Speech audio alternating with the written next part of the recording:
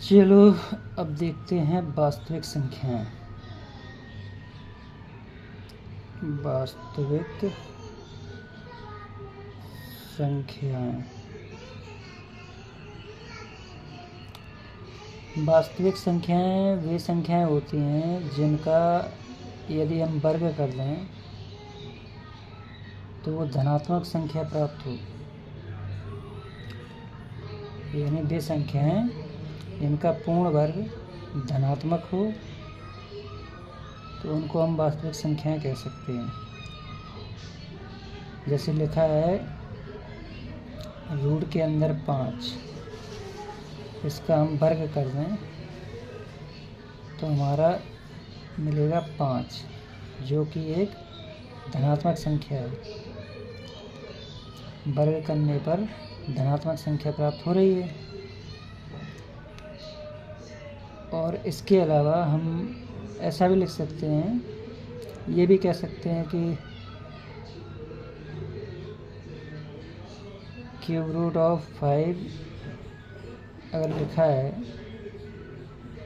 और इसकी घात 3 कर दें तो भी हमको धनात्मक संख्या प्राप्त हो रही है 5। तो ये कंडीशन भी यहाँ पे लागू हो सकती है। यह सभी परिमेय संख्याओं तथा अपरिमेय संख्याओं को एक साथ लेकर बनने वाले संग्रह को वास्तविक संख्याओं का संग्रह कहते हैं। ठीक है, रियल नंबर्स। लेकिन हम इस कंडीशन तक ना जाते हुए हम केवल इसी कंडीशन तक रहते हैं।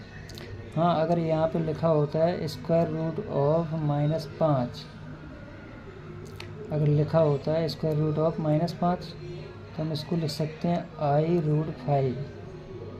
i√5, जिसमें i स्क्वायर बराबर होता है -1। ये अगली कक्षाओं में आपको पढ़ने को मिलेगा। इमेजिनरी संख्या, इमेजिनरी यानी कि काल्पनिक संख्या, काल्पनिक संख्या पढ़ने को मिलेगी आगे अगली कक्षाओं में, जिसके सवाल भी आपको मिलेंगे अगली कक्षाओं में जो पढ़ने पड़ेंगे। तो इस प्रकार से हमने ये बता दिया है आपको वास्तविक संख्याएं। वास्तविक संख्याएं यानी रियल नंबर्स, इसको कैपिटल R से प्रदर्शित कर देते हैं। किससे? कैपिटल R से प्रदर्शित कर देते हैं। और ये आपके हो गए हैं रियल नंबर्स। तो ये बात समझ में आ गई होगी, और अगर अच्छे से समझना है तो इसी वीडियो को 2-3 बार देख लो, अच्छी तरह से समझ में आ जाएगा। तो हम एक एक्सरसाइज को करते हैं हल। एक एक्सरसाइज है, ये है एक्सरसाइज, ये एक्सरसाइज है। एक बार देख लें, अच्छे से देख लें। इस एक्सरसाइज को हल करने के लिए हम क्या करते हैं? पहला सवाल है एक्सरसाइज का,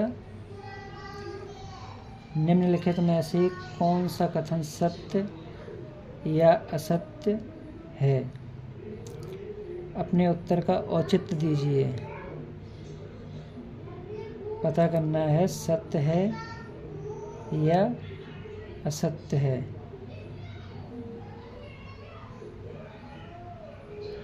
औचित्य भी बताना है, क्यों है सत्य, क्यों असत्य है। औचित्य भी बताइए कि ये सत्य क्यों है या असत्य क्यों है, ये हमको बताना भी है, ऐसा क्यों है। तो पहली लाइन लिखी है, प्रत्येक पूर्ण संख्या एक प्राकृतिक संख्या है। प्रत्येक पूर्ण संख्या एक प्राकृतिक संख्या है। तो हमने पूर्ण संख्या भी पढ़ी है और प्राकृतिक संख्या भी पढ़ी है। पूर्ण संख्याओं में 0 शामिल होता है, 0 1 2 3 डॉट डॉट डॉट डॉट। और प्राकृतिक संख्याओं में 1 2 3 डॉट डॉट डॉट डॉट। तो पूर्ण संख्या में क्या है, एक्स्ट्रा 0 है, प्राकृतिक संख्या में नहीं है 0। तो प्रत्येक पूर्ण संख्या को हम प्राकृतिक संख्या नहीं कह सकते हैं इस 0 होने की वजह से। पूर्ण संख्या में 0 है, इसलिए प्राकृतिक संख्या इसको नहीं कहेंगे क्योंकि 0 शामिल है पूर्ण संख्याओं में। तो ये बात सत्य नहीं है, यानी कि ये कैसी है, असत्य है। ठीक, अब दूसरी लाइन देखते हैं क्या है। दूसरी लाइन लिखिए, शून्य ना तो ऋणात्मक है और ना ही धनात्मक पूर्णांक है। शून्य ना ही ऋणात्मक और ना ही धनात्मक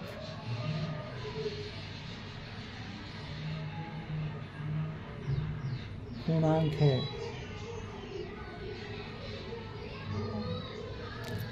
हाँ, ये बात सही लग रही है क्योंकि पूर्णांक तो है ही शून्य।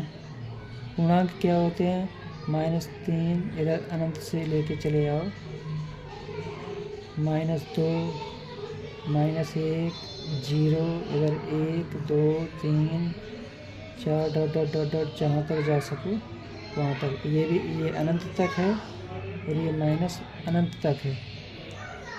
ठीक है, तो शून्य ना तो धनात्मक है और ना ही ऋणात्मक पूर्णांक है। पूर्णांक तो है लेकिन ना तो इसको हम धनात्मक कह सकते हैं और ना ही ऋणात्मक, ना ही धनात्मक। ओके, तो ये बात सत्य है। कैसी है, सत्य है ये बात। ये जो पूरी लाइन लिखी है सत्य है। तीसरी कंडीशन देखते हैं। तीसरा, किन्हीं दो परिमेय संख्याओं के बीच, किन्हीं दो परिमेय संख्याओं के बीच अनेक परिमेय संख्या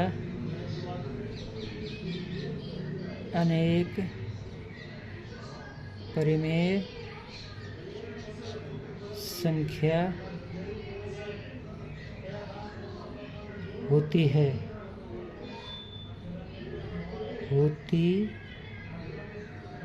हैं।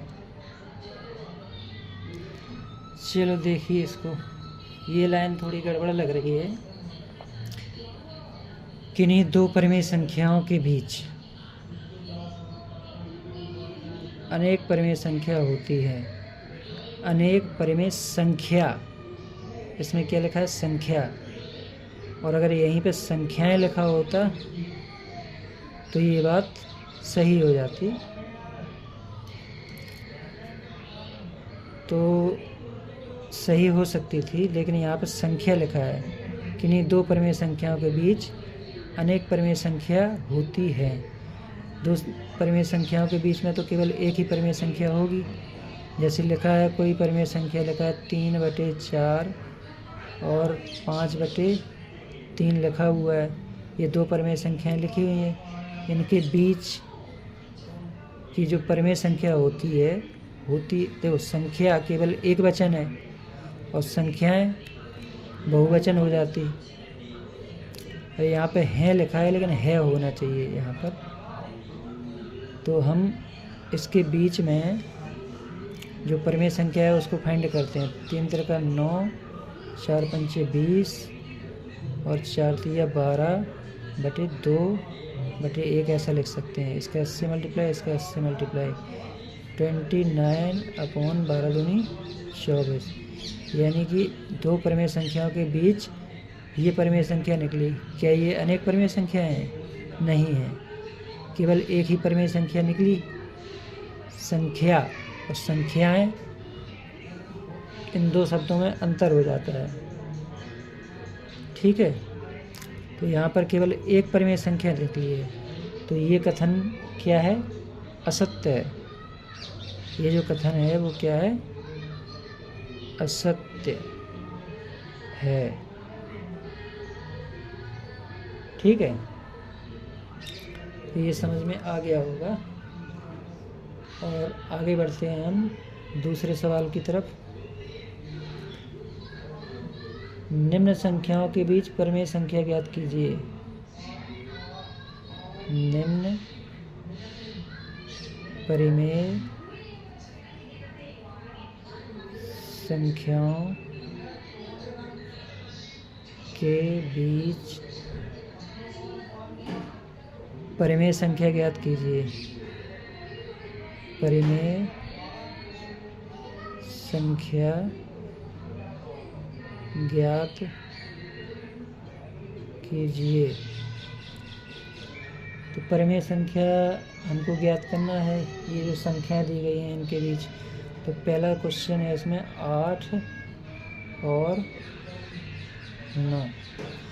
8 और 9 के बीच में हमको परिमेय संख्या ज्ञात करनी है। तो वही सिंपल और इजी एकदम, 8 और 9 को जोड़ के आधा, 9 8 17/2 आंसर हो गया ये। ठीक है, इसी प्रकार से दूसरा सवाल देखते हैं हम। दूसरा सवाल क्या है? 1/9 और 2/9 के बीच परिमेय संख्या ज्ञात करनी है, बीच की परिमेय संख्या। तो हम फिर वही हल करेंगे।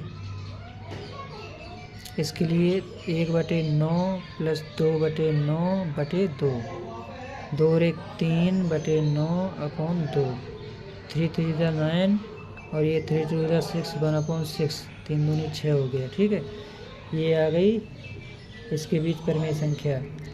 और इसी प्रकार से हम तीसरे सवाल को हल करेंगे। तीसरे सवाल में लिखा है -3 और -4, इन दोनों के बीच परिमेय संख्या ज्ञात करनी है, तो जोड़ के आधा कर दो। -3 + -4/2, जोड़ के आधा करने का मतलब है जोड़ने के बाद बटे 2 करना।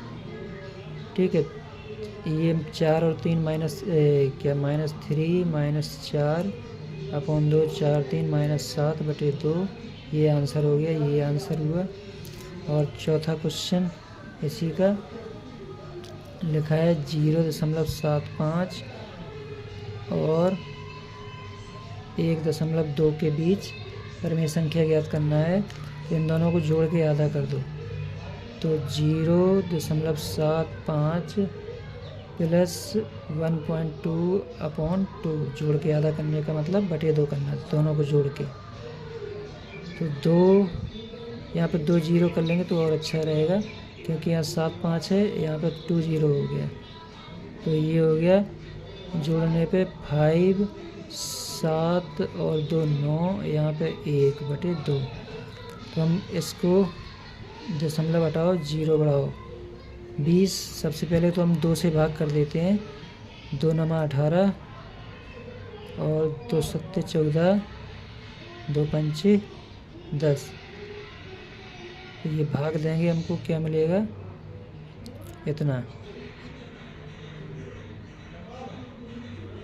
200 का भाग देंगे यहाँ, क्योंकि 2 अंक थे ना, तो 200 का भाग देने पे ये हमको मिलेगा क्या? 200 का भाग देने पे हमको क्या मिलेगा? इतना नहीं, इतना मिलेगा 0.975। ठीक है, 0.975, ये हमारे तीसरे क्वेश्चन का हल हो गया। और अच्छे तरीके से लिखना है तो वैसे तो इतना ही काफ़ी है। ये हो गया हल। अब हम